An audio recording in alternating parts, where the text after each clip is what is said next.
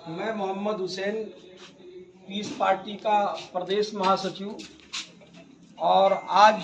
यहाँ बिगरा मीर कार्यालय में पीस पार्टी के वलमा संगठन की एक बहुत अहम मीटिंग हुई, जिसमें पीस पार्टी के सभी लोगों को एक जिम्मेदारी दी गई। मौलाना ज़हीर आलम साहब को वलमा संगठन का ज़िला अध्यक्ष बनाया गया, हाफिज़ सुलेमान साहब को नायब सदर बनाया गया, मुफ्ती मोहम्मद मिराज साहब को पीस पार्टी का नायब सदर बनाया गया, और मौलाना अख्तर साहब को महासचिव बनाया गया। मास्टर अब्दुल हक साहब जो हमारे वलमा संगठन के ज़िला प्रवक्ता हैं,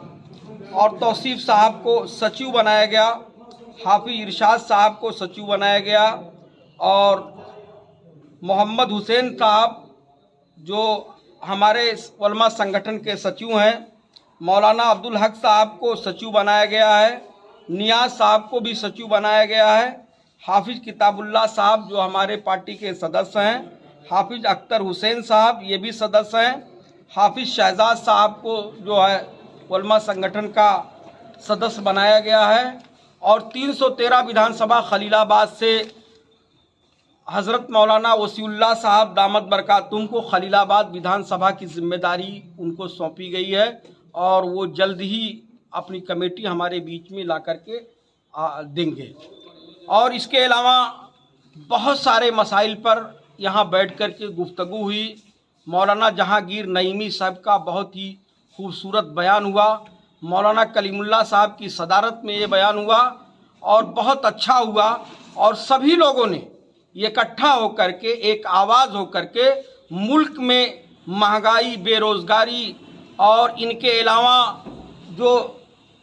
कानून की बालादस्ती हुकूमत की नहीं है, और उस पर लाने के लिए एक बार लोगों ने ये अपने दिलों के अंदर एहसास जगाया कि डॉक्टर मोहम्मद अय्यूब सर्जन साहब को एक बार फिर हिंदुस्तान में वो क़यादत दे करके उनको नवाजा जाएगा, यहाँ से उनको एमपी और एमएलए बनाया जाएगा। और 24 का जो चुनाव होगा,